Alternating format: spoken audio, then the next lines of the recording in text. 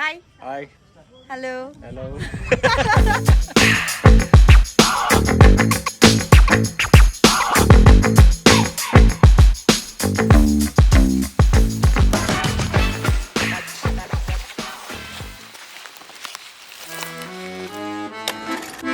How do you feel about hiking with a stranger without speaking to them throughout the journey? Baha asked two people to take up the challenge and hike the famous trail to Tarebhu.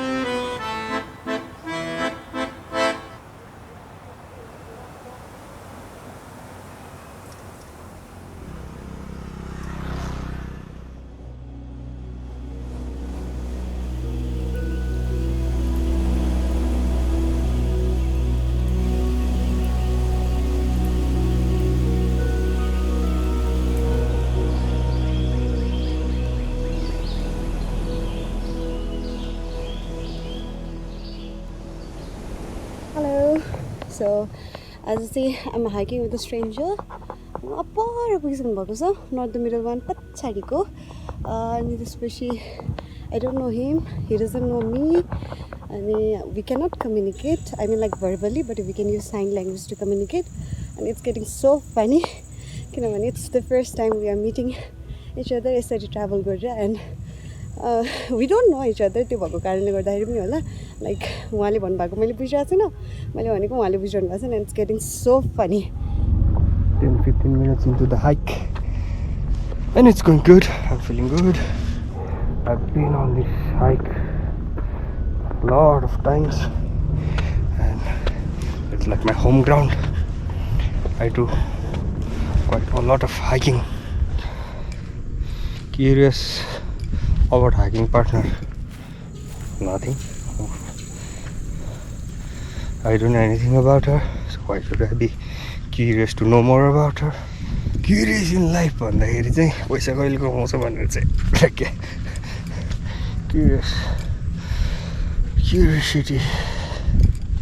curious about के यार थुक्क मेरो जिन्दगी. What am I curious about?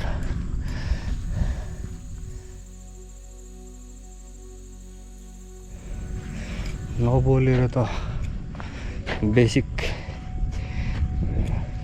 Simple basic communication हुन्छ, तर केही deep कुरा अलिक गहिरो कुरा गर्नु पर्यो भने चाहिँ गर्नु मिल्दैन. त्यही हो, गाह्रो भयो अहिले. के भन्न खोजिरहेको बुझ्न गाह्रो होइन, मिनिङफुल कुरा गर्न गाह्रो.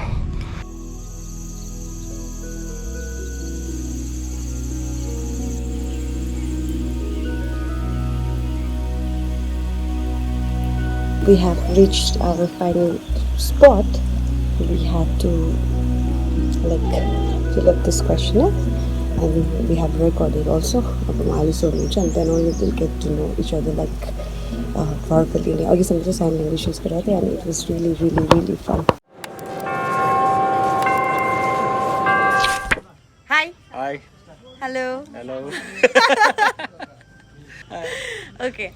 मैले चाहिँ हजुरलाई फर्स्टमा देख्दाखेरि चाहिँ ओके, अब फर्स्टमा ट्याटु यताउता देखेँ अनि यस्तो दारीहरू देख्दा ओके एकदम हिप्पी सोल भएको जस्तो मान्छे होइन, पुरा फ्रिक आउट, एकदमै आफैमा रमाइलो गर्ने खालको मान्छे जस्तो लागिरहेको थियो क्या. आज भोलि चाहिँ कस्तो हुन्छ भने मान्छेहरू चाहिँ दारी भन्ने बित्तिकै एउटा काइन्ड अफ पर्सेप्सन हुन्छ नि, कस्तो होला यताउता भने. मलाई चाहिँ एकदम फ्रिक आउट होइन, टु द लाइफ भएको मान्छेले चाहिँ पाल्नुपर्छ त्यस्तै लागेको हुन्छ क्या. एकदमै क्या सोलफुल, अब एकदमै आफ्नो तरिकाले एकदमै यताउता अनि त्यस्तै लाग्यो क्या फर्स्टमा हेर्दाखेरि.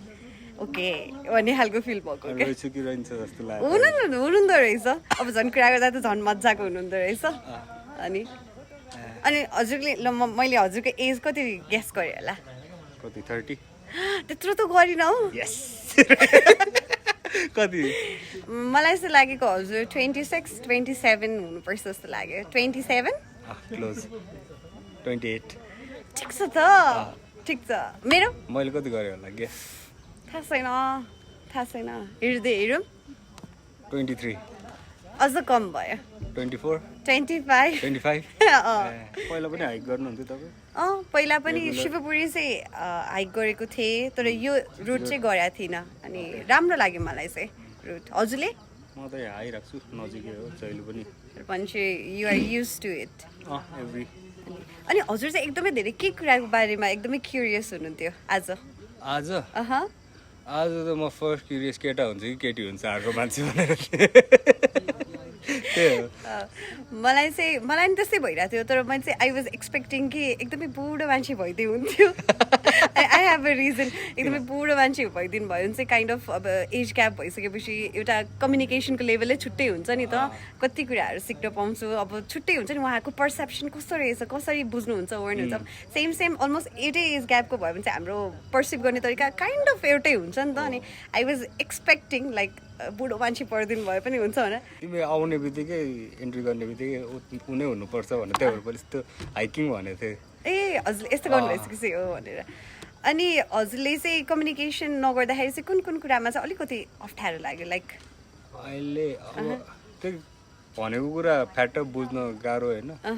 अनि कति कुरा त भन्नु मन लागिरहेको हुन्छ बोल्नु कि जस्तो भइसक्यो भने त्यही पनि बुझाउन गाह्रो हुन्छ बुझाउन गाह्रो हुँदो रहेछ कम्युनिकेसन हुँदाखेरि चाहिँ अलिक सजिलो हुन्थ्यो होला बोलेर फेरि कुरा पनि के हो भने इनकेस हामी बोलेको भए सबै कुरा चाँडो बुझ्थ्यो अनि कम्युनिकेसन भन्नाले कुराकानी लिमिटेड हुन्थ्यो कि तर नबोलेर कुरा नहुँदाखेरि चाहिँ झन् एउटै कुरालाई धेरैचोटि अलिक लामो टाइमसम्म रह्यो नि त जस्तै म क्याम्पिङ आयो भनेर मुखले त फ्याट्टै एकचोटिमा भन्छ भने ए आएको ए ल भन्ने सक्यो होइन बट त्यसलाई नै बुझाउन खोज्दाखेरि त्यो चाहिँ एउटा रमाइलो पार्ट भयो भनेपछि हजुर प्रोफेसनली चाहिँ हजुर ट्रेकिङ गाइड हुनुहुन्छ मैले के लेखाएको थिएँ थाहा छ हजुरले साइक्लिङ भन्नुभएको थियो म त डाउन हिल राइडर होला भन्नु ठानेको कि down hill rider rolling down hill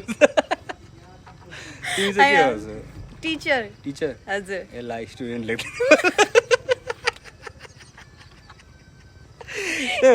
ला यस मिल्यो अघि स्कुल छुट्टी हुन्छ भने ए ला मिलेछ भने आमा टिचर हजुरको चाहिँ मैले डाउन हिल राइडर कि यस्तो साइकल अनि लडेको भन्नुभएको थियो नि त अघि साइन ल्याङ्ग्वेजमा त ए डाउन हिल राइडर म त दिमागमै नआएको के लेख्ने होला यस्तो ट्याटो आर्टिस्ट हो कि लागिरहेको मलाई अनि पछि चाहिँ होइन साइकलबाट लाउनु भने चाहिँ यो ट्रायल त्यस्तो मजाले आउनु हुँदो रहेछ पक्कै डाउन हिल राइडर हुनुपर्छ भनेर म डाउन हिल राइडर लेखेँ कति क्लासलाई पढाउँछु म प्राइमेरी लेभललाई 2 बच्चाहरू भनेपछि बच्चाहरू मनपर्छ बच्चाहरू एकदमै हो एकदम मनपर्छ बच्चा र कुकुर एकदम मनपर्छ म चाहिँ बच्चा र कुकुर दियो भने कुकुरै प्रिफर गर्छु बच्चा चाहिँ आई कान्ट किन त्यस्तो चाहिँ खोइ किन भन्ने अहिलेसम्म बच्चासँग त्यसरी घुलमिल पनि भएको छैन एक्लै आफू एक्लो भएर पनि होला एक्लै छोरो हजुरले भन्नुभएको थियो नि साइन ल्याङ्ग्वेज मैले धेरै कुरा बुझेँ हजुरको अलिकति है हजुरले कस्तो मजाले बुझाइरहनु भएको थियो नि त मैले चाहिँ केही पनि सकिरहेको थिइनँ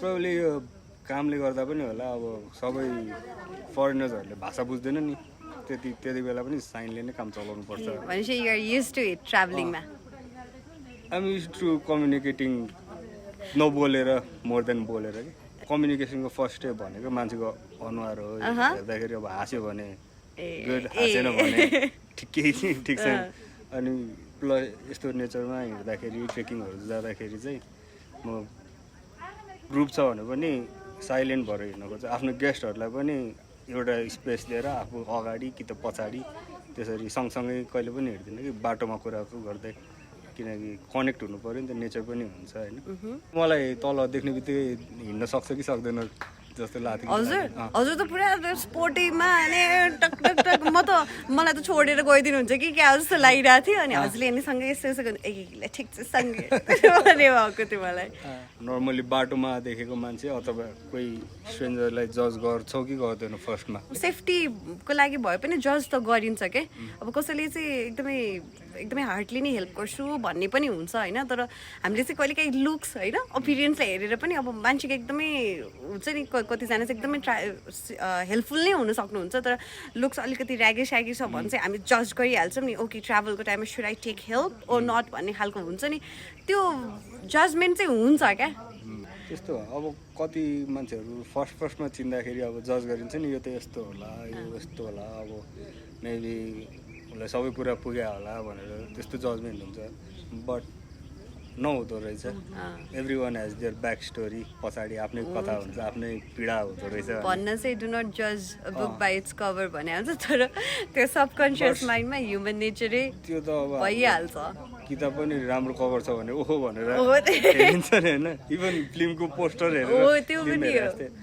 इन्टरनेट सोसियल मिडियाले पनि अब सबै कुरा देखिरहेको हुन्छ है कसैको अब जब तिमीले मलाई फलो गर्यो भने मैले के गरिरहेको छु सबै कुरा देखिरहेको हुन्छ अनि त्यसले पनि अर्को फरक पारिदिइरहेको छ कि अहिलेको जेनेरेसनमा त्यस्तो लाग्छ कि लाग्दैन तिमीलाई इन्टरनेट अब स्टोरी हाल्छ मान्छेले होइन स्टोरी हाल्दाखेरि चाहिँ ओ यसको यस्तो भयो त रहेछ यसलाई त्यो भनेर भन्यो अनि केही कुरा त्यो भइसकेपछि ए यस्तो त गरिरहेछ उस्तो त गरिरहेछ भने चाहिँ कम्युनिकेसन गर्न इम्पोर्टेन्ट नै ठानिन्न क्या एज इफ त्यो एउटा सर्फेसबाटै सबै कुरा थाहा पाइरहेछ पाइरहेको जस्तो हुन्छ नि त अनि कम्युनिकेसन गर्न इम्पोर्टेन्ट नै लाग्ने हुँदैन नि अब कहिलेकाहीँ यस्तैमा पनि ल साथीहरू कुनै बेलामा यस्तो मिल्ने साथी है अनि त्यसपछि अब सर्फेसमा देखिरहेको हुन्छ अब स्टोरीहरू देख्यो पोस्टहरू देख्यो यस्तो त गरिरहेछ भने कहिलेकाहीँ चाहिँ त्यतिकैमा अब कम्युनिकेसन गर्नुपर्ने ठाउँमा पनि बुझिहाल्छ नि भन्ने खालको हुँदाखेरि पनि कति धेरै हुन्छ नि मिसअन्डरस्ट्यान्डिङहरू हुने रिलेसन बिग्रिने पनि हुन्छ कि हुँदैन त्यो त हुँदो रहेछ अहिले आएर चाहिँ त्यस्तो भइरहेछ कि अब आजभन्दा 5-6 वर्ष अगाडि भनौँ भने देयर वाज नथिङ खालि मिल्ने साथीहरू भेटिन्थ्यो एउटा ठाउँमा ह्याङ आउट हुन्थ्यो होइन त्यही सर्कलमा हुन्थ्यो अहिले त साथी नै अब इन्टरनेटमै कति धेरै भइसक्यो अब क्लोज साथी पनि टाढा भइरहेछ कि बिकज कम्युनिकेसन गर्ने ठाउँहरू धेरै भयो नि त तिमीले उसलाई फेसबुकमा पनि मेसेज गर्न सक्छौ वाट्सएपमा पनि मेसेज गर्न सक्छौ इन्स्टाग्राममा पनि मेसेज गर्न बट यत्रो धेरै मिडियम हुँदा पनि कसैमा गर्नु मन लाग्दैन कहिलेकाहीँ त्यो कनेक्सन गर्ने ठाउँ धेरै हुँदा पनि कनेक्सनै लस्ट भए जस्तो हुने कि अब मेरो नाम चाहिँ सम्झिनुहुन्छ कि हुँदैन हजुरले मनिला होइन हजुर अब हामी के ऱ्याप अप गर्ने हो र के ल सोध्नु अब हामी जाऊँ भनेर निस्किनु होइन अब सक्यो होइन भने